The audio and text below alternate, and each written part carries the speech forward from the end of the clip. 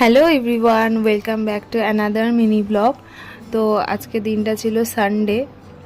তো সানডে সকাল থেকে তো দিনটা ভীষণই ভালো কেটেছে, কারণ সকাল থেকে হচ্ছিল বৃষ্টি। তো বৃষ্টির দিন কারই না ভালো লাগে। পর তো উপরই পাওনা ছিল মাটন কষা, তো বৃষ্টির দিনে মাটন কষা তো কোনো কথাই হবে না। তো আমি স্নান টান করে আমি মাটনটা করেছিলাম। তারপর তো পুকুর সন্ধ্যাবেলা এসেছিল, তো ওর সঙ্গেতে অনেক খেলাধুলা করছিলাম। তো ও বলছিল রিশুদের ঘরে যাবে, তাই ওকে নিয়ে আবার রিশুদের ঘরে গেছিলাম। তো ও বৃষ্টিতে কীভাবে স্নান করেছে সেটা বলছিল। কেমন ভাবে স্নান করেছে?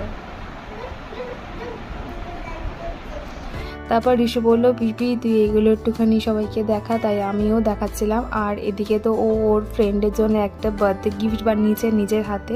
তো ও যেটা মনে করে কিছু কিনে দেওয়ার থেকে হাতে বানিয়ে দেওয়াটা ও বেশি প্রেফার করে, তাতে ওরও বেশি ভালো লাগে আর যাকে দেবে তারও ভালো লাগে। আর ইনি হলেন আমাদের বাড়ির ল্যাতখোর বাচ্চা। So that's